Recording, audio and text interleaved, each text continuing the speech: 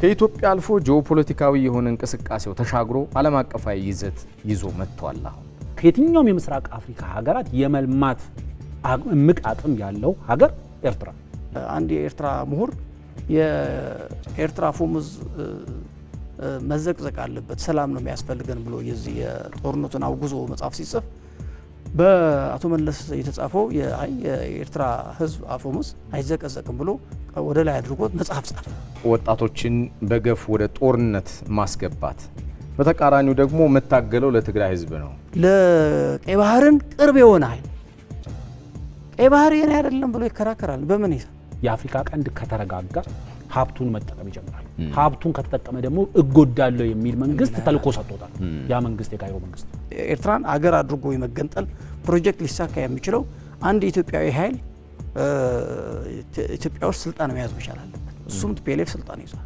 ለህዝብ መታገል ህዝብን ለጭፍጨፋና የባሰ ቅርቃር ውስጥ እንዲገባ ችግሮች እንዲወሳሰቡበት ማድረግ ነውን? ሪሌ ህወሓት የትግራይ ህዝብ ፓርቲ ነው ወይ? ያንን የድርቅ ዘመን በህዝብ በገፍ እንዲያልቅ አበርክቶ ከነበራቸው መካከል ሻዕቢያ አንዱ ነው። የካይሮ ፖለቲከኞች ብሔራዊ ጥቅም የኢትዮጵያን ብሔራዊ ጥቅም መጻረር ላይ የተመሰረተ ለህወሓት የትግራይ ህዝብ ማለት የፖለቲካ ግብ ማስፈጸሚያ መሳሪያ ነው።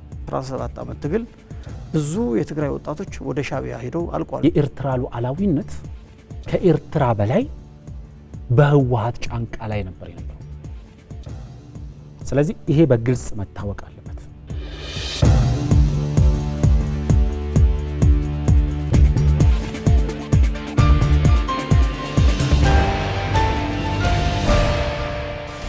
ጤና ይስጥልን የተወደዳችሁ በያላችሁበት እንደምን ቆያችሁ።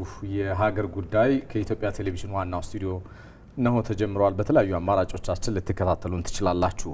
የህወሓትንና የሻዕቢያን የጥፋት መንገድ እና አጠቃላይ ያለውን የኃይል አሰላለፍ እንተነትናለን። በዛሬው ቆይታችን በዚህ ርዕሰ ጉዳይ ዙሪያ ሀሳባቸውን የሚያጋሩን የፖለቲካ ተንታኞቹ ከበደ አሰፋ እንደዚሁም ደግሞ ባልደረባ አፈወርቅ በደዊ የሀገር ጉዳይ የፖለቲካ ተንታኝ በጋራ ሆነው እዚህ ስቱዲዮ ተሰይመዋል። አብራችሁን እንድትቆዩ ምርጫችሁንም ኢቢሲ እንድታደርጉ ጋብዛለሁ። እንኳን ደህና መጣችሁ።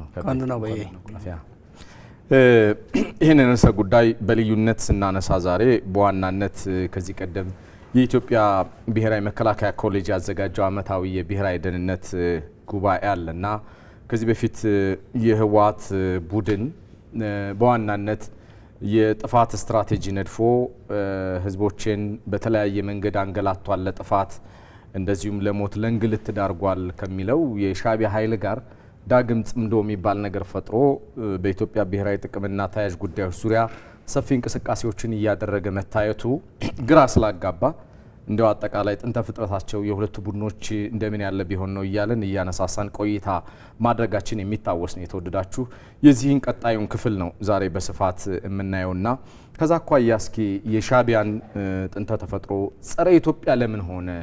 የአስመራ ፖለቲካ ሲደራጅ የኢትዮጵያን ብሔራዊ ጥቅምና ልዕልና መደርመስ ላይ መሰረት ያደረገ መሆኑ ስለምንድን ነው እንዴ ሆነው የሚል ጥያቄ አንስተን ነው ጅማሯችን የምናደርገው። አፈወርቅ ካንተ ልጀምር። ያ ብዙ ሰው የሚሳሳተው አንድ ነገር ሻዕቢያን እንደ መንግስት ማየት ከፈለክ የመጀመሪያው ስህተትህ እሱ ነው የሚሆነው።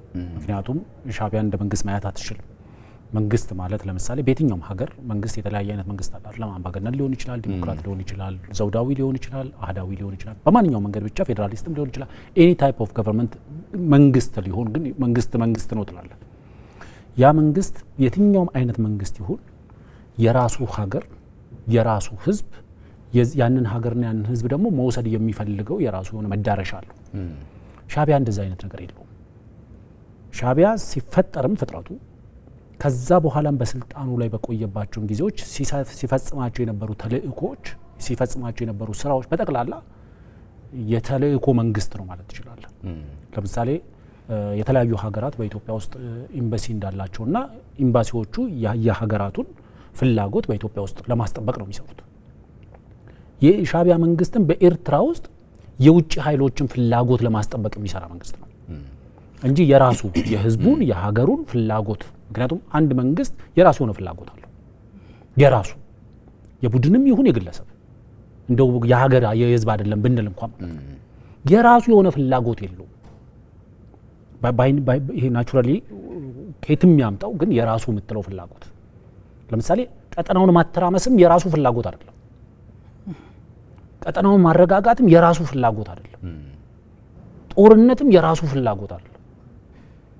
ምንም የራሱ የምትለው ፍላጎት የለውም። ማሳያዎቹ ግን ምንድናቸው? ለምሳሌ እንደዚህ እያንዳንዱን ነገር ብዙ ጊዜ ደጋግመን በሚዲያ ላይ እንለዋለን።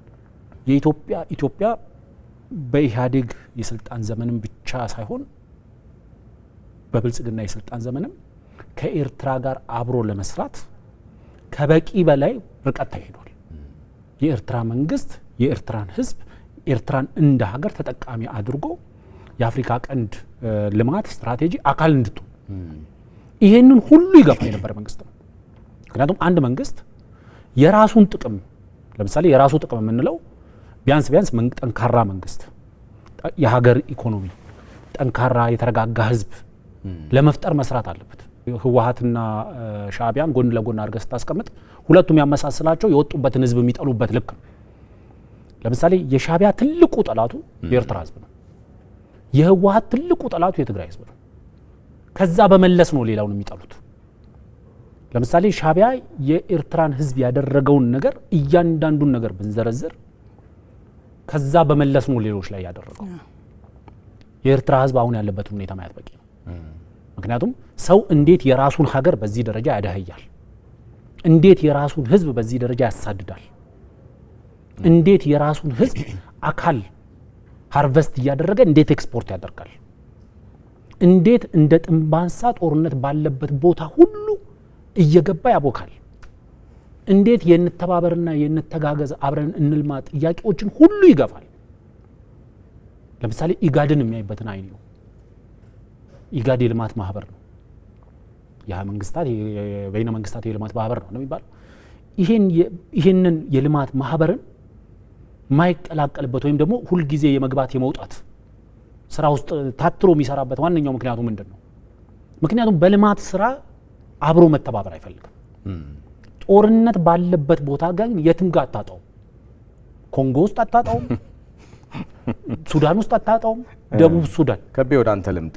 የሻዕቢያን አፈጣጠርና ኤርትራን ከኢትዮጵያ ለመገንጠል የሄደበት መንገድ ቀደም ብለን ስናነሳው ነበረ። ከዚህ በፊት በነበሩ ክፍሎችም ሰፊ ውይይት ያደረግንበት ነው። ዛሬም የዚሁን ቀጣይ ክፍል እናደርጋለን። መቼም ሻዕቢያ እንደ ህወሓት የሚጠላው የለም፣ ህወሓትም በተመሳሳይ። አሁን ደግሞ እርስ በርስ ለግድያ የሚፈላለጉ ደግሞ በጋራ ካልተጣመረን መሽቶ አይነጋም የሚል ዳንኪራ ውስጥ ናቸው። ዋነኛው ሀሳባቸው ደግሞ ኢትዮጵያን እና ኢትዮጵያዊነትን ማህበራዊ ረፍት መንሳት የሚል ነው። በእርግጥም ሻዕቢያ ለኢትዮጵያ ወይ ደግሞ ለትህነግ ወይ ደግሞ ለትግራይ ህዝብ ራሱን የቻለ የጥላቻ መርዝ ሲነዛ የነበረ እሱንም ደግሞ በሰሜኑ ጦርነት ጊዜ በተለያየ መንገድ ሲበቀል የነበረ ነው። የአሁኑ ጥምረት ምንና ምንድን ነው የሚል ጥያቄ ባነሳለ ምንድን ነው ማብራሪያ? እንግዲህ የኔ ማብራሪያ እዚህ ላይ አፈወርቅ ካለው ልቀጥልና ሁለቱንም ሻዕቢያንም ህወሓትንም ሌላ ጌታ አላቸው ማለት ነው።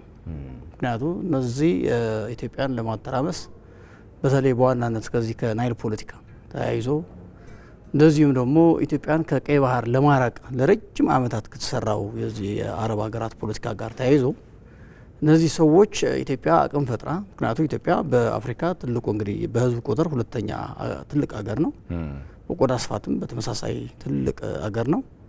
እንግዲህ ኢትዮጵያን የሚያክል በአቀማመጥ በጂኦፖለቲክስ አቀማመጡን ብናይ እጅግ በጣም ስትራቴጂክ ሊባል የሚችል ሀገር በሁለት መንገድ የሁለት ኃይሎች ተጠቂ ነው።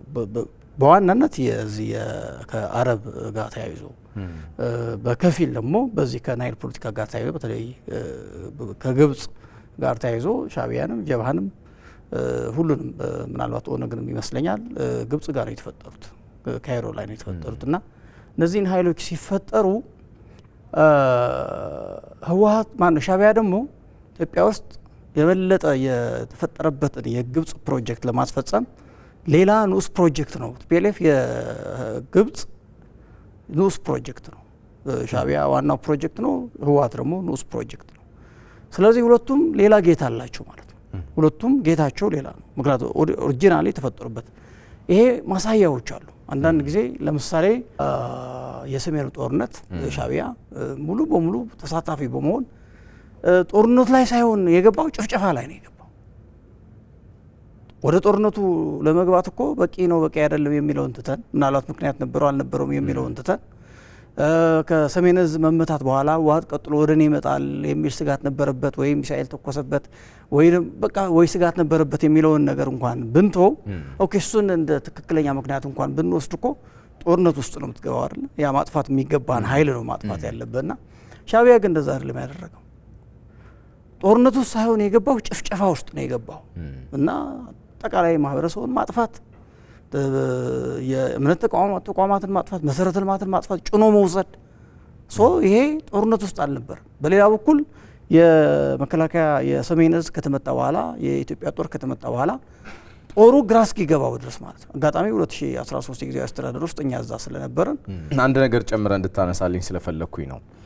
የትግራይ ህዝብ ላይ የዚህን ያክል መከራ ካደረሰበት ኃይል ጋር አሁን እንደገና እጅና ጓንት እንሁን ብሎ ማለት የትግራይ ህዝብን የጀመርከውን ጭፍጨፋ ቀጥል እንደማለት ነው ወይስ? እሱ ነው። ምክንያቱም ወደዛ አልመጣልህ ነው። ይሄ ጦርነት እኮ ሻዕቢያ ወይም ደግሞ ህወሓት ብቻ ነው እኮ አልፈጠረው። አሁን የት ነው የተነጋገሩት? መቼ ነው የተነጋገሩት? ይህንን ጉዳይ ማን ነው ዲዛይን ያደረገው? ሪሊ ሰሜን ዕዝን የተመጣበት እንደሷን እንደ ምክንያት እንድትወሰድ የተፈለገው ሻዕቢያም ከኢትዮጵያ መንግስት ወይ የመከላከያ ሰራዊትን አጋዥ መስሎ የቀረበበት ዝም ብለን ይሄ ከላይ ያለውን ነገር ልናይ እንችላለን። ከጀርባ ያለው አጀንዳ ግን ምንድን ነው ወደሚለው ስንሄድ አላማው የኤርትራ ህዝብን አጽድተውታል። ከኤርትራ በተለይ የትግርኛ ተናጋሪውን አጽድተውታል። ቀጥሎ የትግራይ ህዝብ ደግሞ በኢትዮጵያ ውስጥ አለ። ለምንድን ነው ህወሓት ታዲያ እንደዚህ ካደረገው ጋር ካል ህወሓት እኮ ራሱ የማጽዳት ፕሮጀክት እኮ ባለቤት ነው እኮ ነው እያልኩ ያለሁት።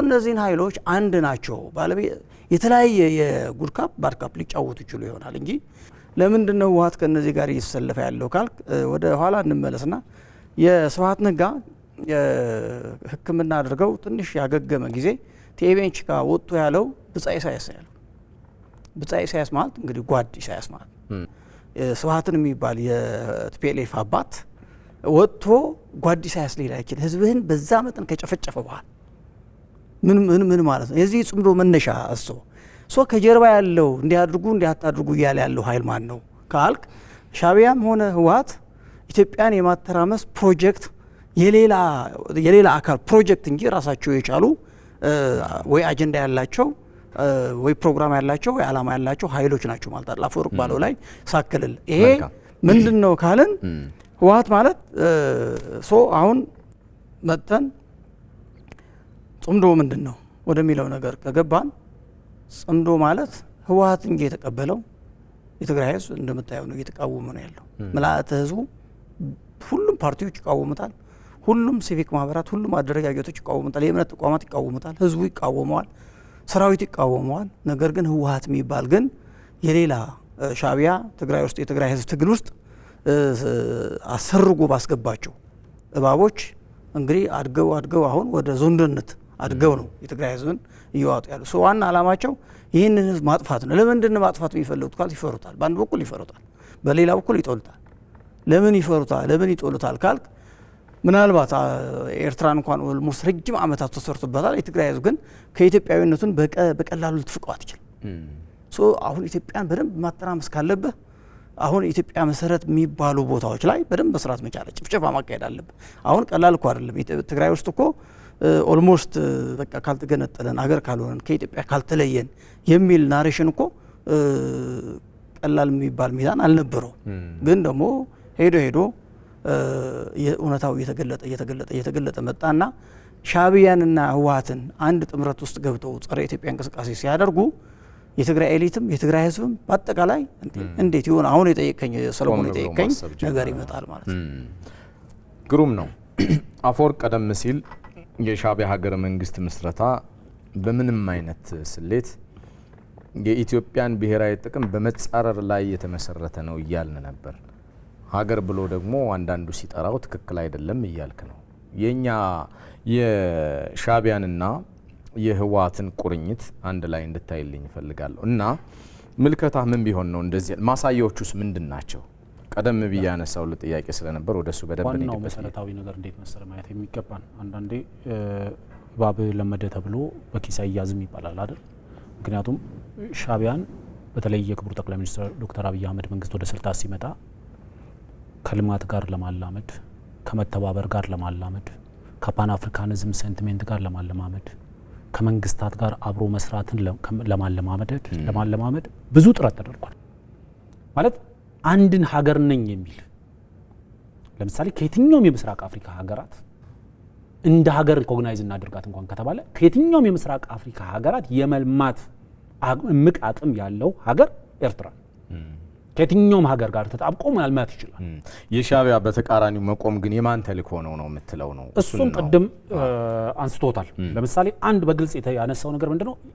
ሲፈጠሩ ዋናው ተልእኮ እኛ ፎከስ የምናደርገው ኢትዮጵያ ላይ ስለሆነ እንጂ ኢትዮጵያ ላይ አይደለም ታርጌት ሻዕቢያ የሚያደርገው የአፍሪካ ቀንድ ላይ ነው ታርጌት የሚያደርገው።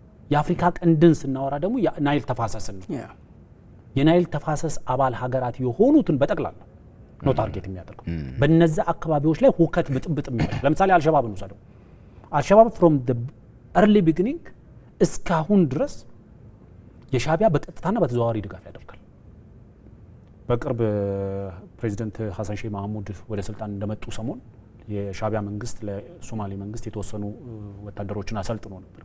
ወደ 5000-6000 ወታደሮች ከግማሽ በላዩ ኦፊሻል ይሄ ፐብሊክ ዶሜን ውስጥ ያለ መረጃ ስለሆነ ማለት ከግማሽ በላዩ አልሸባብን የተቀላቀለው ከግማሽ በላዩ። ስለዚህ ለማን ነው ያሰለጠንከው እነዛን ወታደሮች? ምክንያቱም ባሰለጠንካቸው ማግስት አልሸባብን ነው ሄዶ አልሸባብ ምንድነው የሰራው? አልሸባብ ያተራመሳቸውን ሀገሮች ውሰድ። አብዛኞቹ አልሸባብ ጥቃት የሰነዘረባቸው አካባቢዎች የናይል ተፋሰስ አባል ሀገሮች ናቸው። ሱዳን ውስጥ ጦርነት ሲነሳ ለምንድን ነው ሻዕቢያ በጦርነት ውስጥ በቀጥታ መሳተፍ ያስፈለገው? ያ ጦርነት የሱን ናሽናል ኢንትረስት ስለሚነካ ነው? ወይም ደግሞ የደገፈው ወገን የሱን ናሽናል ኢንትረስት ስለሚያስጠብቅለት ነው? አይደለም። ለምሳሌ አጌንስት ሱዳን ስለሆነ ነው። ምክንያቱም ብዙ ጊዜ እናነሳለን የናይል ተፋሰስ አባል ሀገራት ውስጥ የናይልን ወንዝ ከግብጽ በበለጠ ልትጠቀም የምትችል ሀገር ሱዳን ነች። የኢትዮጵያ ሊሚትድ የሚታወቅ ነው። ኢትዮጵያ በአባይ ተፋሰስ ውስጥ ያለ በወንዙ ሊለማ የሚችል መሬት ሳይዟ በጣም ጥቂት ነው። ሱዳን ግን በጣም ትልቅ ነው። ሱዳን ሙሉ ለሙሉ ልትጠቀመው ትችላለች። አንዲት ጠብታ ውሃ ወደ ግብጽ ሳይሻገር አልምታ ልትጠቀምበት ትችላለች። ምክንያቱም በዛ ውሃ ሊለማ የሚችል ከበቂ በላይ መሬት አላት። ስለዚህ ሱዳን ውስጥ ያለው ጦርነት እንዲወሳሰብ በድርድር በንግግር እንዳይፈታ ከፍተኛ ጥረት ከሚያደርጉ መንግስታት መካከል የሻዕቢያ መንግስት አንዱ ነው። ለዚህ ማሳያ ከቡርሃን ጎን ቆመው የሚዋጉ ታጣቂ ቡድኖችን አብዛኞቹ ትዕዛዝ የሚቀበሉት ከቡርሃን አይደለም።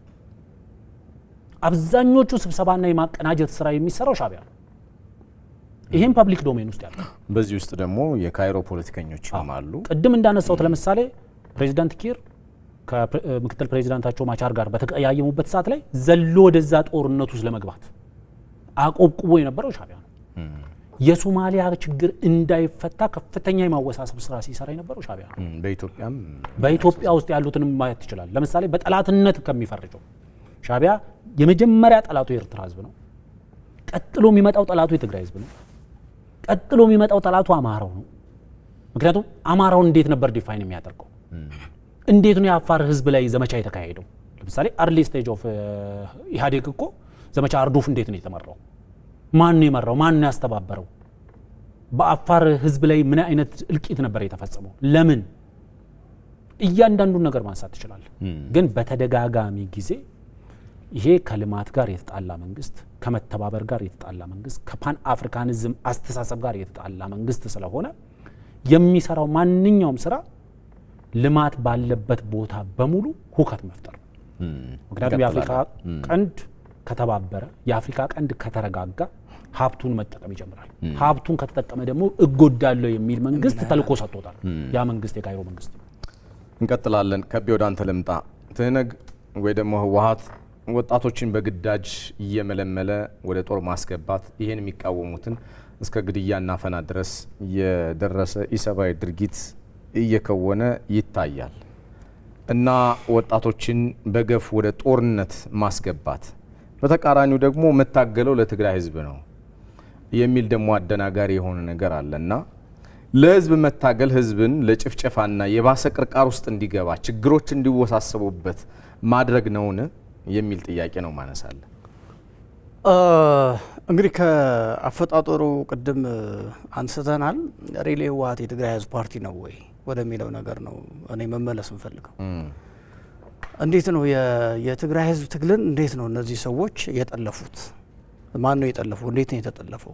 ምክንያቱም ሻዕቢያ ህወሓት በትግራይ ህዝብ ትግል ውስጥ የራሱ የሆኑ ሰዎች አስተርጎ በማስገባት የትግራይ ህዝብ ትግልን በአብዛኛው ህዝባዊ የሚመስለው ግን ኮር አመራሮችን ግን የሻዕቢያ ፕሮጀክት አስፈጻሚ ሆነው ትግሉን ጠልፈውታል። እንግዲህ ሌላው ታጋዩ በንጹህ ልቦና በአላማ ነው የታገለው፣ ስለ ህዝብ፣ ስለ ፍትህ፣ ስለ ዴሞክራሲ። እዛ ውስጥ የነበረው አመራሮችም ኦልሞስት ይሄ ተቀብለው ነበር። ግን ኮር አመራሮች የሚባሉት እነ ስብሀትና አሁን የተቀሩት ጀሌዎቻቸው የሻዕቢያ ፕሮጀክት አስፈጻሚዎች ናቸው። ባይዘወይ በጦርነት ጊዜ በዚህ በ17 ዓመት ትግል ብዙ የትግራይ ወጣቶች ወደ ሻዕቢያ ሄደው አልቋል፣ እዛ ቀርተዋል። እዛ በኋላ ለታጋዩ የሚባለው ክፍል ቀይረዋል ነው የሚባለው። ከአንዱ ክፍል ወደ ሌላ ክፍል ተዛወረ እየተባለ ወደ ኤርትራ እየተላከ የኤርትራ ጦርነትን የተሸከመው የትግራይ ወጣት ነበር። ቀላል የማይባል ቁጥር ወደ ስብሀት ከኢሳያስ ጋር ይነጋገራል። ስለዚህ በሚፈልጉት መንገድ እነሱ ወደ ኤርትራ ይልኩታል።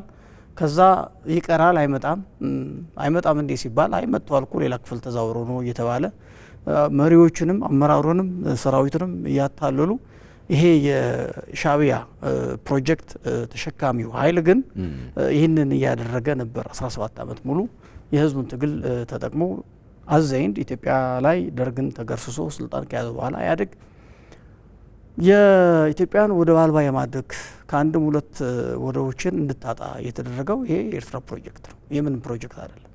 ለኤርትራ አንዱንም ይበቃት ነበር። በአንድ በኩል በሰላም እንድትኖር ሪሊ አገር የመሆን የመገንጠል ፕሮጀክት፣ ቅድም አፈወርቅ እንዳለው የኤርትራውያን ፕሮጀክት አልነበረም ያለው።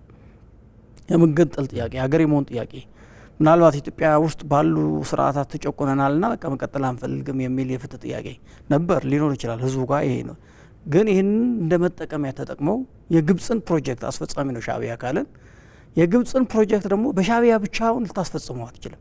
አንደኛው ኤርትራን አገር አድርጎ የመገንጠል ፕሮጀክት ሊሳካ የሚችለው አንድ ኢትዮጵያዊ ኃይል ኢትዮጵያ ውስጥ ስልጣን መያዝ መቻል አለበት። እሱም ቲፒኤልኤፍ ስልጣን ይዟል። ካልሆነ አይ ኢትዮጵያዊ ቢሆን ኖሮ ቲፒኤልኤፍ አሰብን ለኢትዮጵያ ማትሰጡ ከሆነ እውቅና አልሰጥም ማለት በቂው ነበር። ዲፋክቶ ሆኖ ይቀጥል ነበር እንደ ሶማሌላንድ ወይ እንደ ሌላ እንጂ እውቅና የሚሰጠው አገር እስከሌለ ድረስ ነጻ የሚባል ኤርትራ የሚባል ነጻ አገር አይኖርም ነበር ማለት ነው። ሶ ይህንን አስቀድመው እነሱ አስበውታል። ሶ ኢትዮጵያ ውስጥ የእኛን ጉዳይ አስፈጻሚ ኃይል ስልጣን እስካልያዘ ድረስ ኤርትራ የሚባል ሀገር እውን ማድረግ አንችልም። ስለዚህ በትግራይ ህዝብ ትግል ውስጥ የእኛን ጉዳይ የሚያስፈጽሙ ሰዎች አሰርገን ማስገባት አለብን ብለው እነዚህን ሰዎች አሰርገው አስገብተዋል። እነዚህን ሰዎች ደግሞ የሚያታልሉትን እያታለሉ፣ የሚሰውሩትን እየሰውሩ፣ የሚገድሉትን እየገደሉ ከስሑል ጀምረህ እኮ የተገደሉት በኢዲዩ ጦርነት ላይ ተመቶ ነው ከጀርባ እየተመቱ እነ አጋዚ የሚባሉ ማአት ሰዎች እነ ሀየሎም እስከ መጨረሻ ድረስ የተገደሉት በቀጥታ በሻዕቢያ ወይም ደግሞ የሻዕቢያ አጀንዳ እንዲያስፈጽሙ ሰርገው በገቡ ኃይሎች ነው። እነዚህ እውነት የትግራይ ተወላጆች የሆኑ የትግራይ ሜንታሊቲ ያላቸው ኢትዮጵያውያን የሆኑ ለህዝብ እንጂ ለሌላ ኃይል ጉዳይ አስፈጻሚነት የማይታገሉና የማይደራደሩ ኃይሎችን ከበረሃ ጀምሮ እየገደሏቸው ያልቻሏቸውን የሚገፏቸውን እየገፉ እንደነ ዶክተር አረጋዊ በርሄ አይነት ያስወጡ፣ የቻሉትን እያፈኑ እየገደሉ ፊገር የሆኑትን ምናልባት መሰወራቸው መግደላቸው ሌላ የታጋይ ቁጣ ሊፈጠር ይችላል ብሎ ያሉትን ደግሞ በቃ የሀሳብ ልዩነት ፈጥሯል፣ ሰው ተሰናብተዋል ብለው እንደዛ እየገፉ ይህን ሁሉ ስራ ሲሰራ ህዝቡ የሚያየው ትግሉ የኔ ነው ብሎ ህዝቡ የደገፈው ትግሉ የኔ ልጁን እየገበረ ስንቅም ትጥቅም እያቀረበ ትግሉን የደገፈው ህዝቡ በኔነት መንፈስ ነው። የህዝቡ ትግል ውስጥ ግን ያደጉት እነዚህ ቅድም ያልኩ እባቦች ናቸው ያደጉት፣ የሻዕቢያ እባቦች ናቸው። ስለዚህ በሌላ መንገድ ስናይ ሻዕቢያ የግብፅ ፕሮጀክት ነው ካልን ቅድም አፈወርቅ ሲተነትነው ነበረ። ምክንያቱም የዚህ የናይል ተፋሰስ ሀገራት ላይ ትርምስ ካልፈጠርክ ድረስ ይሄ እኮ ወደ አጼ ዮሐንስ መመለስ እኮ እንችላለን። ግብጽ እኮ ከአንድ ሁለት ጊዜ ተዋግታለች እኮ ኢትዮጵያ። ከዛ ወደ አጼ ዳዊት ወደ ኋላ መመለስ እንችላለን። ወደ አጼ ምኒልክ መመለስ እንችላለን። ብዙ ድርድሮች ብዙ ንግግሮች የቆየ እኮ ነው። ናይልን ከምንጩ የመቆጣጠር ግብጽ እኮ ተኝታ አታውቅም እኮ ለአንድም ጊዜ ተኝታ ለዘመናት ነው እያልኩ ያሉት። አዘይንድ ግን ኢፌክቲቭ ሆኖ የተገኘው እዚሁ ኢትዮጵያ ውስጥ አንድ የሻዕቢያ ፕሮጀክት የኤርትራ መገንጠል ፕሮጀክት ፈጠረች። እሱን ደግሞ እንዳልኩ ኤርትራ ልትገነጠል የምትችለው አንድ የነሱ ኃይል ኢትዮጵያ ላይ ስልጣን ከያዘ ብቻ ነው። ከዛ ውጪ አንድ ኢትዮጵያዊ ኃይል ያውም ከትግራይ የበቀለ ለቀይ ባህርን ቅርብ የሆነ ኃይል ቀይ ባህር የኔ አይደለም ብሎ ይከራከራል። በምን ይሳ ሞያሌ ያለው እኮ እንደዛ አይልም እኮ ለቀይ ባህር የቀረበውን ሰው ቀይ ባህር ቢያጣ ወደብ ቢያጣ ባህር ቢያጣ ከባህር ቢርቅ የሚጎዳው እሱ በዋናነት የቀይ ባህርን ኢሹ ሊያነሳ የሚችል ኃይል አሳልፎ ቀይ ባህር ግመል ያጡጥበት ሊል እኮ አይችልም። አንተ አጠገብ ቀይ ባህር እያለ ለምን ወደዚህ ወደ ጅቡቲ ትሄዳል? የትግራይ ህዝብን ከባህር የማራቅ እንዴት ይሄ ትግራዊ መንፈስ አለው ብለህ ልታስብ ትችላለህ? በምንም አይነት ተአምር እነዚህ ሰዎች የሆነ ጊዜ የአንድ የኤርትራ ምሁር የኤርትራ አፈሙዝ መዘቅዘቅ አለበት ሰላም ነው የሚያስፈልገን ብሎ የዚህ የጦርነቱን አውግዞ መጽሐፍ ሲጽፍ በአቶ መለስ የተጻፈው የኤርትራ ህዝብ አፈሙዝ አይዘቀዘቅም ብሎ ወደ ላይ አድርጎት መጽሐፍ ጻፈ ማለት ሶ ፕራክቲካሊ ይታያል። ሻዕቢያ በሆነ ጊዜ ከኢትዮጵያ መንግስት ጋር ከመንግስቱ ኃይለ ማርያም ጋር በድርድር ጀምሮ ነበር። የሆነ ጊዜ በራሪ ወረቀቶችን አዘጋጅቶ በድምጽ ያን ፕሮግራም ላይ ሻዕቢያ አደርባይ ነው፣ የትግራይ የኤርትራ ህዝብን ትግል ሊመራ አይችልም፣ ተደራዳሪ ነው እያለ ፕሮፓጋንዳ ይነዛ ነበር በረሃ ላይ በ17 ዓመቱ ትግል ጊዜ ማለት ነው። አቶ ስብሃትን የተጠየቁ ጊዜ ካስታወስክ እንደዚህ ይባላል። አቶ ኢሳያስ ኢትዮጵያ ውስጥ መቀጠል ይፈልጉ ነበር ግን እድሉ አልተሰጣቸውም ይባላል እና እናንተ ለምንድን ነው እድሉ ያልሰጣችኋቸው ሲባል አይ እኛ አንፈቅድም ቢልም ኑሮ አላለም እንጂ ቢልም ኑሮ እኛ አንፈቅድም ነበር የሚለው ማን ነው? አቶ ስብሃት ነው።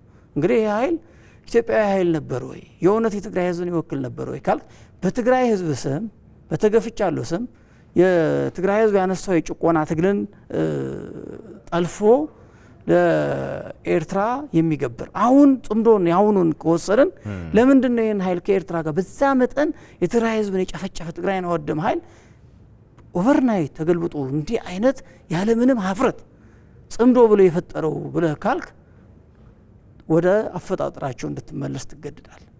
የጋራ ኃይል ፕሮጀክቶች እኩል ባለድርሻ አካላት ናቸው። ኢትዮጵያዊ ያልሆነ ኢትዮጵያን እንደ ስጋቱ የሚቆጥር ኢትዮጵያን እያተራመሰ የሚኖር ቅድም ብለናል። ኤርትራ ወጣትን በተለይ ትግራይ ተናጋሪን የማጽዳት ስራ ሰርቷል። አሁን ደግሞ የትግራይ ወጣትን ከትግራይ የማጽዳት ስራ በጋራ እየሰሩት ነው። ቅድም አሁን ያልከው ይሄ አፈሳው ትግራይ ወጣት አሁን ላለመታፈስ ምክንያት አንደኛው እነሱን እውነተኛ ማንነታቸውን ያወቀበት ጊዜ ላይ ነው ያለ ነው። ባላመነበት በተጭበረበረ ያውም ደግሞ የጨፍጫፊው ሻዕቢያ ኃይል እጅ ባስገባበት ጦርነት መሳተፍ ስለማይፈልግ እየተቃወሙ ነው ያለው የትግራይ ወጣት። ምን አምጥቷል? አዋጅ አውጥቷል። ከ5 ዓመት እስከ ሞት የሚያስፈርድ አዋጅ አውጥቷል። መቃወም አትችልም፣ መናገር አትችልም። የሀሳብ ነጻነት የሚባል ነገር አይሰራም። እነሱ የሚያደርጉት ነገር ሁሉ መቃወም ተወና ወደ ኋላ ተመልሰው ሂሳብ አንተ ላይ ያወራርዳሉ። ከትናንት እስከ ጥቅምት 24 2013 ድረስ አንተ እነሱ ላይ ያልካትን ጭምር ሂሳብ ለማወራረድ የሚያስችላቸው አዋጅ አውጥቷል። የትግራይ ወጣት አፍሰው ለሻዕቢያ ለሱዳን እየሸጡት ነው።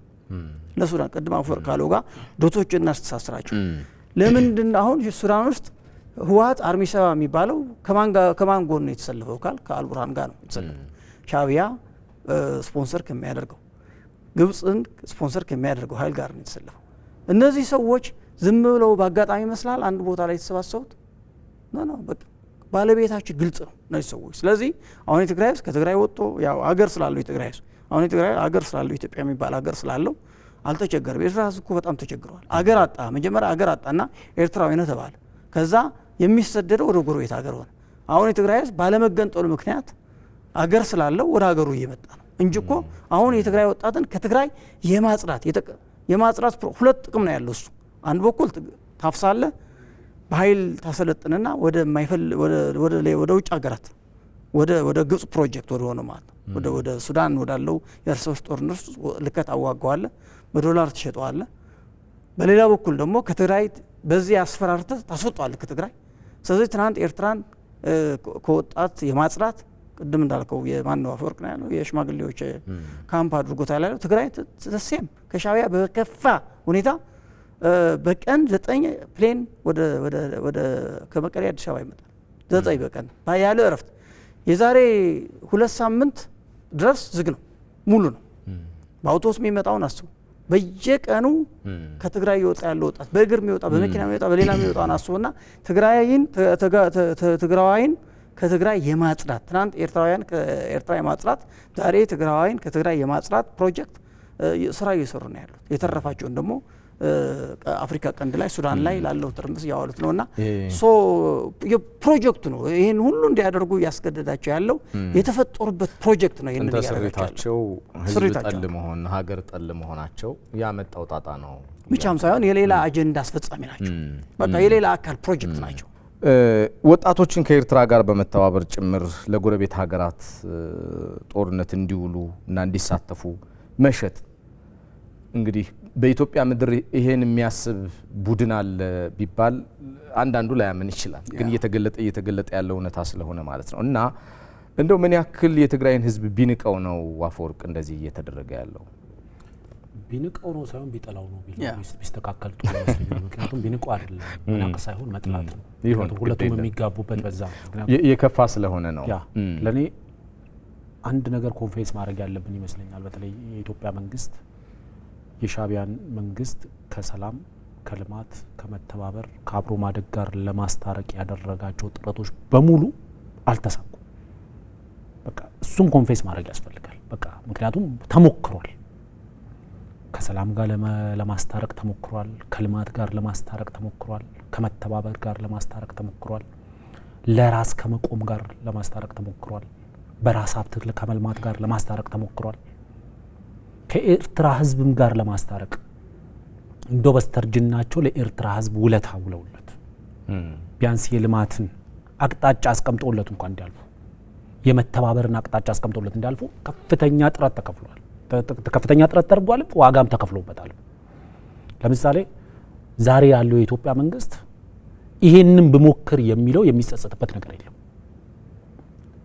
ሻዕቢያን መንግስት ለማድረግ ስለ ልማት የሚጨነቅ መንግስት ለማድረግ ስለ ሰላም የሚጨነቅ መንግስት ለማድረግ ለሰላም ለቀጠናው መረጋጋት አበርክቶ ያለው መንግስት ለማድረግ ይሄንን ባደርግ ኖሮ የምንለው ነገር የለም። እንደ ኢትዮጵያ ሁሉንም ነገር ተሞክሯል። ዋናው መሰረታዊ ነገር ለምሳሌ ቅድም ከቤት ያነሳው የሰሜን እዝ ጥቃት ሲጠቃ ምንድን ነበር ኢንቴንሽኑ? ያ ኢንቴንሽኑ ምንድነው? በህግ ለምሳሌ አንድ ወንጀል ሲሰራ የዛ ወንጀል ኢንተንቱ ምንድነው? ሰሜን እዝን ማጥቃት ነው? የነበረውን መንግስት አፍርሶ ወደ ነበሩበት ቦታ ለመመለስ ነው? ወይስ ደግሞ የትግራይን ህዝብ ለጥቃት ለማጋለጥ የሚለው መታየት አለበት። እያንዳንዱ እንደወጥ ስታገናኛቸው ለሻዕቢያ ሲቀርቡ የነበሩ የሚሳኤል ግብዣዎችን ስታያቸው፣ ምክንያቱም አያውቁትም እንዳትል በታሪክ አብረውት ያውቃሉ። በረሃብ የሚሰቃይ የትግራይ ህዝብ በ1977ቱ ድርቅ ጊዜ በ1977ቱ ድርቅ ጊዜ በነበረው አስከፊ ረሃብ ኢትዮጵያ የእርዳታ እህል ሊገባባቸው የሚችሉ መስመሮችን በሙሉ ዘግቶ ያንን የድርቅ ዘመን በህዝብ በገፍ እንዲያልቅ አበርክቶ ከነበራቸው መካከል ሻዕቢያ አንዱ ነው። ህወሓቶች ይሄ ሲሆን ቆመው አይተዋል። ከፊል የገባውን እርዳታ ለሻዕቢያ ሰጥተው ከፊሉን ደግሞ በአሸዋ ተሞልቶ የጥይት መግዣና የሰራዊት ቀለብ ሲያደርጉት ነበር። ከዛ በኋላ ያደረጋቸው ለምሳሌ በኢትዮ ኤርትራ ጦርነት ጊዜ በትግራይ ህዝብ ላይ ያደረገውን በደል ይታወቃል። አይደር ትምህርት ቤትን ለምንድን ነበር የደበደበው? ህጻናትን ለምን ነበር የደበደበው? ምን ስለሆኑ? ስለዚህ ሻዕቢያ ወደዛ ጦርነት ውስጥ መግባቱ ምን ሊያመጣ እንደሚችል ከህወሓት የተሰወረ አልነበረም። እሺ ተሰውረውባቸው ወይም ረስተውት ነበር ከተባለ ደግሞ ክቡር ጠቅላይ ሚኒስትሩ ጥቃቱ ከመሰንዘሩ በፊት ይሄን ጥቃት ሰንዝራችሁ የጦርነት አማራጭን የምትከተሉ ከሆነ ኮንሲኩዌንሱ ይሄ ነው፣ ሻዕቢያ ወደዛ ጦርነት ከገባ ደግሞ ሊያደርግ የሚችለው ከኔ በላይ እናንተ ታውቁታላችሁ የሚል መልእክት ልከዋል። it was a good reminder ግን ኢንቴንሽኑ የትግራይ ህዝብ ላይ ያንን ሁሉ አት ሊያወርድ የሚችለው የኢትዮጵያ መከላከያ ሰራዊት ሳይሆን በዛ ጦርነት ሽፋን ወደዚህ ጦርነት ውስጥ እንዲገባ ሻዕቢያን ካደረግነው ፍላጎታችን ይሳካል የሚል ነበር። ምክንያቱም እሺ ያ ጦርነት በፕሪቶሪያ ስምምነት ተቋጨ። የኤርትራ መንግስት የፕሪቶሪያ ስምምነት ሲፈረም የደስታ መግለጫ ማውጣት ይገባው የነበረ መንግስት ኢትዮጵያ እንድትረጋጋ ቀጠናው እንዲረጋጋ ይፈልግ ከነበረ ያለምንም ቅድመ ሁኔታ ጦርነቱን ማቆም ነበረበት። ፕሪቶሪያ ስምምነት በተፈረመ ማግስትም ጭምር በትግራይ ክልል ውስጥ እንቅስቃሴ ያደርግ ነበር ሻዕቢያ። በትግራይ ወጣቶች ላይ ግድያ ይፈጽም ነበር። መሰረተ ልማት እስካሁን ድረስ ወደ 103 የሚሆኑ ቀበሌዎች በእጁ ላይ ናቸው ያሉት እስካሁን ድረስ። ስለዚህ ሻዕቢያ ያንን ያደርግ ነበር። ህወሓቶች ራሳቸው ባደራጇቸው ምሁራን በሚባሉ ሰዎች አስጠንተው ያመጡት ሪፖርት 76% በትግራይ ውስጥ የተፈጸሙ ግፎች በሻዕቢያ ነው የተፈጸሙት ይላል። ከዚህ ስርዓት ጋር ሄደ ስትተባበር ለትግራይ ህዝብ ንቀት ስላለ ብቻ አይደለም፣ ጥላቻ ስላለ። ምክንያቱም ሻዕቢያ በአደባባይ ወጥቶ ተናግሯል። በትግራይ ህዝብ ላይ ላደርግ የነበረውን የፖለቲካ እጥበት ሳልጨርስ ተደናቅፎብኛል፣ የመድፈር ስራን ሳልጨርስ ተደናቅፎብኛል፣ መሰረተ ልማት ሳላወድም ተደናቅፎብኛል ነው የሚለው። ስለዚህ የተደናቀፈበት በፕሪቶሪያ ነው። ፕሪቶሪያ ስምምነት መፈረሙ ይህንን አምሮቴን ይህንን ጥማቴን ሳልወጣ አኮላሽቶብኛል፣ አደናቅፎብኛል ያለን ኃይል በምንም አይነት መንገድ ወደ ትግራይ ፖለቲካ ውስጥ ጎትተህ ልታመጣው አትችልም። አንለስ አደርዋይስ አንተ ከሻዕቢያ የከፋ የትግራይ ህዝብ ጥላቻ ከሌለበት። ለምሳሌ ኢትዮጵያ የባህር በር ባለቤት ብትሆን ሻዕቢያ ኤርትራ ትጠቀማለች እንዳልነው ሁሉ ከየትኛውም የኢትዮጵያ ክልል በተሻለ ምክንያቱም በሜሪታይምስ ወይም ደግሞ በባህር በር አካባቢ ላይ ወይም ደግሞ በፖርት ኢሹ ላይ ጥናት ያደረጉ ምሁራን ለምሳሌ ፕሮክሲሚቲ ቱ ደ ፖርት ያለ ማህበረሰብ የፖርት ከፍተኛ ተጠቃሚ ነው፣ ለፖርቱ ቅርብ የሆነ። ለምሳሌ ኢትዮጵያ የባህር በር ባለቤት በአሰብ በኩል ብታገኝ የአፋር ህዝብ ይጠቀማል እንደምንለው፣ የትግራይ ህዝብ ደግሞ በከፍተኛ ደረጃ ይጠቀማል። ከማንም በላይ የሚጠቀመው የትግራይ ህዝብ እያለ ከዛ አብራክ የወጣ መንግስት ሆነ ከዛ አብራክ የወጣ ከዛ ህዝብ አብራክ የወጣ ቡድን ሆነ አይ ኢትዮጵያ የባህር በር አይገባትም ብለህ ስትሰጥ ጥላቻክ ለመላው ኢትዮጵያውያን ፓርቲኩላርሊ ኤንድ ስፔሲፊካሊ ደግሞ ለትግራይ ህዝብ ነው ጥላቻ። ቅድም ያልነው ለዛ ነው ሁለቱንም ያመሳስላቸው የተፈጠሩበትን ህዝብ ከምንም ከማንም በላይ ይጠላሉ። ለዚህ ነው ለምሳሌ የትግራይ ህዝብ አሁን እየሆነ ካለው ሁኔታ አንፃር ስታየው ምንድነው ህወሓቶች የሚፈሩት? ምንድነው አሁን ለምሳሌ ያላደረጉት ነገር ምን አለ? ምክንያቱም ወጣቱ በግርም በአየር ቅድም ለምሳሌ 9ኛው ፍላይት በየቀኑ ይመላለሳል ሲባል ከአዲስ አበባ ወደ ትግራይ የሚሄደው ኦልሞስት ባዶ ነው። አውሮፕላኑ ባዶውን ነው የሚንቀሳቀሰው። ባዶውን ነው። ለምንድን ነው በዛ ደረጃ ህዝቡ ወደዚህ የሚፈልሰው? ለምንድን ነው ህዝቡ ወደዚህ የሚመጣው? ምክንያቱም እነሱ ስበውበት እያመጡት ያለው አውሬ ጠላትነቱ ለማን እንደሆነ ይታወቃል። ከዚህ በፊትም በደንብ ተናግረነዋል። ህወሓት እስከ ሰሜን ሸዋ ድረስ ገፍቶ ሲመጣ ሻዕቢያ የፌዴራል መንግስቱን የማገዝ አላማ ቢኖረው ኖሮ ተከትሎ ይመጣና እዚህ ይከላከል ነበር። ያን አይደለም ሲያደርግ የነበረው። ቅድም ከቤ ሲለው እንደነበረው ፋብሪካ በመፍታት አዛውንቶችን ሳይቀር ህፃናቶችን ሳይቀር በመድፈር ወጣቶችን እያሳደደ በመግደል ነበር የተጠመደው። ጦርነቱ እዚህ ሰሜን ሸዋ እየተካሄደ ማለት ነው። ስለዚህ የሻዕቢያ ትልቁ ፍላጎቱ የታመሰች ኢትዮጵያን መፍጠር ነው። ምክንያቱም ተልእኮ እሱ ስለሆነ ያልተረጋጋች ኢትዮጵያ፣ ባህር በሯን ያጣች ኢትዮጵያ የተዳከመ ኢኮኖሚ ነው የሚኖራት። ያንን የተዳከመ ኢኮኖሚዋን እንደምንም ተደርጎ አንሰራርቶ ደግሞ ሀብቷን መጠቀም ደግሞ ስትጀምር አይ ይሄም ደግሞ የተፈቀደ አይደለም ከአለቆቹ በተለይ ከካይሮ መንግስታት። ስለዚህ ይሄንንም ለማደናቀፍ ምክንያቱም በምንም አይነት ታምር ሊመጣው አይችልም።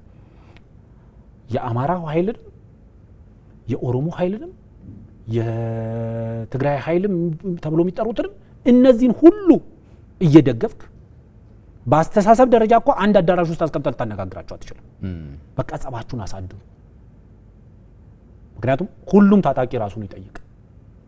ለምን ሻዕቢያ ለምን ካይሮ እኔን ያግዘኛል?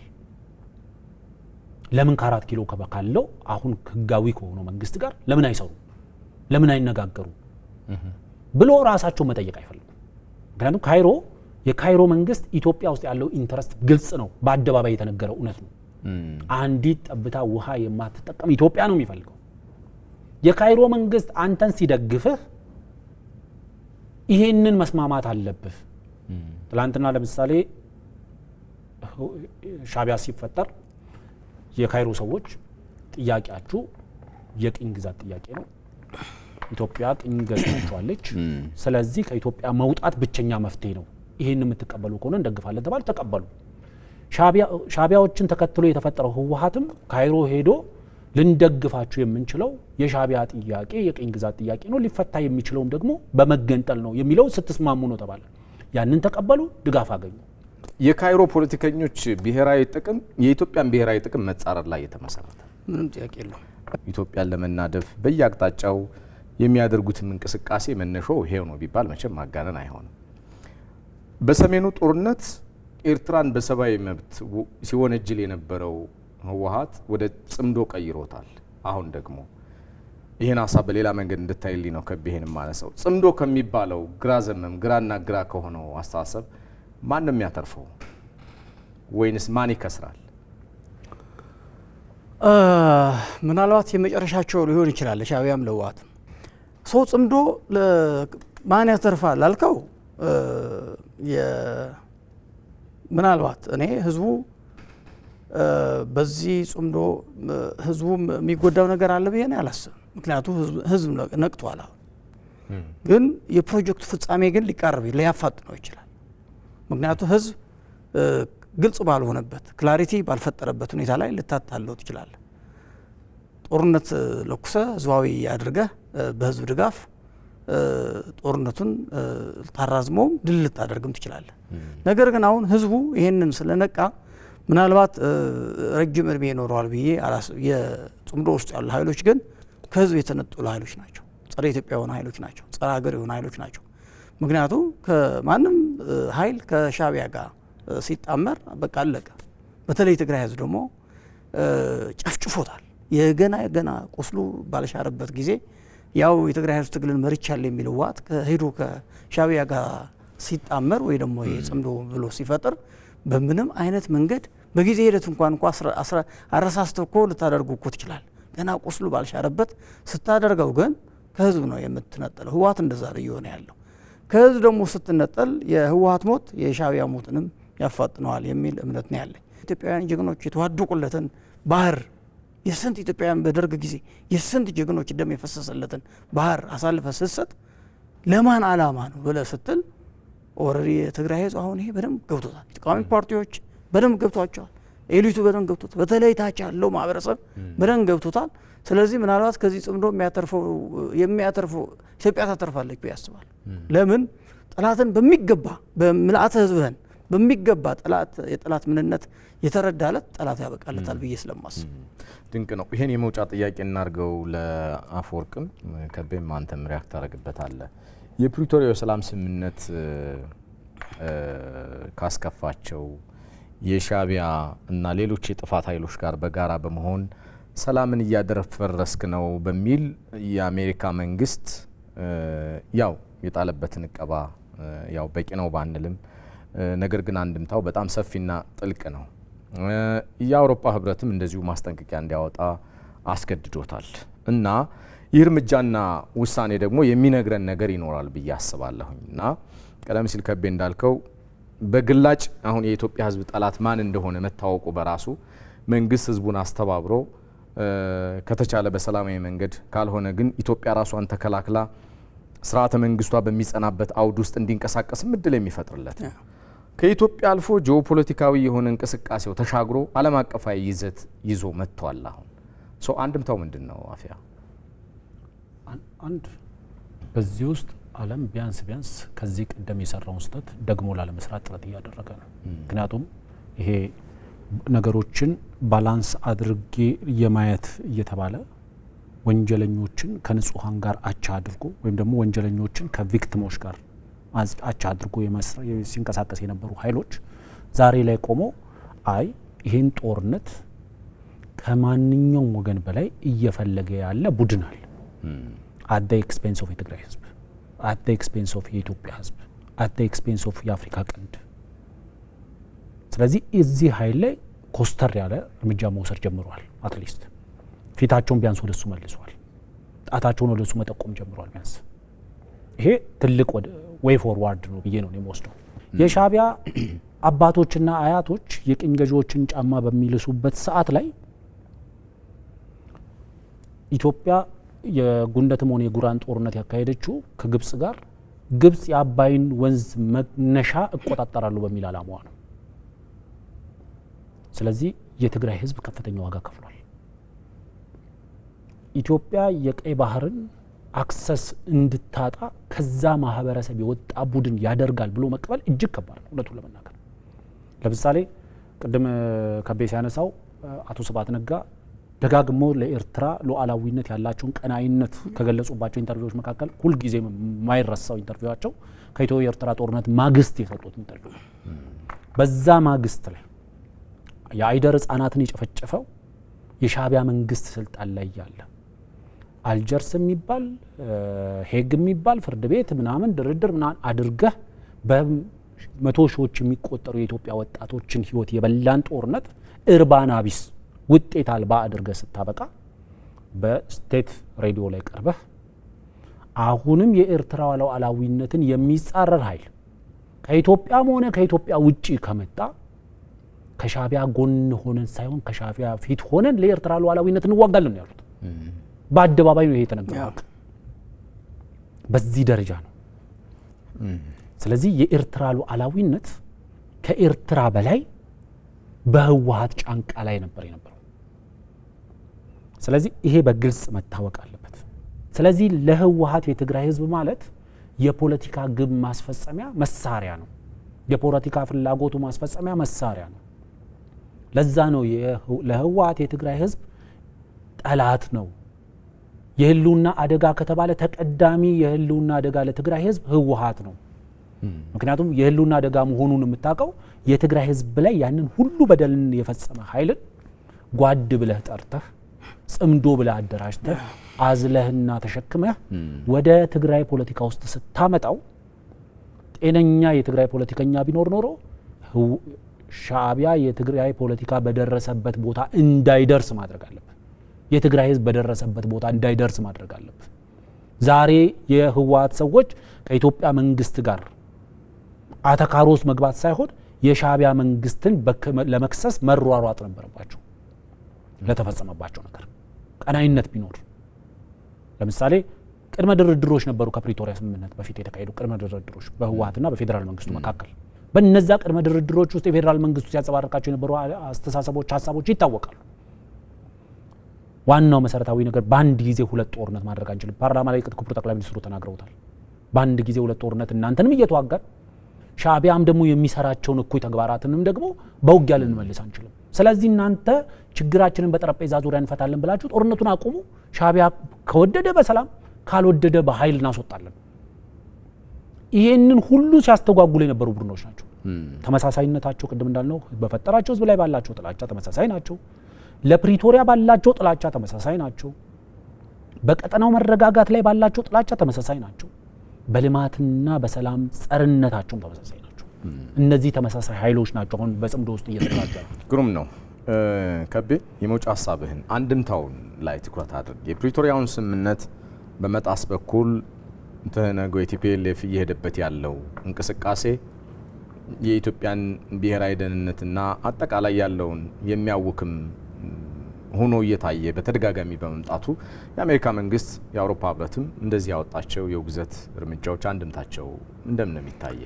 እንግዲህ እኔ እንድምታው አንደኛው የኢትዮጵያ መንግስት የዲፕሎማሲያዊ ድል ነው ብዬ አስባለሁ። ሁለተኛ ህወሓት ከዓለም እየተነጠለ መሆኑ ወደ አልሸባብነት እየወረደ አሁን ትናንት በህዝብ ስም ሲያታልል ቀላል የማይባል የዲያስፖራ አደረጃጀት ነበረው። እሱ ቀላል ጫና አይፈጥርም። ሎቢስቶች ይቀጥራል፣ በየኤምባሲው ይሄዳል፣ በኢንተርናሽናል ኮሚኒቲዎች ይሄዳሉ። እነዚህ ኃይሎች ቀላል ኃይሎች አይደሉም። ከነዛ ውስጥ አንዱ የጄስቲኤስ ነው፣ የትግራይ ዓለም አቀፍ ምሁራን ማህበር። አሁን ጸረ ቲፒኤልኤፍ ቆመዋል።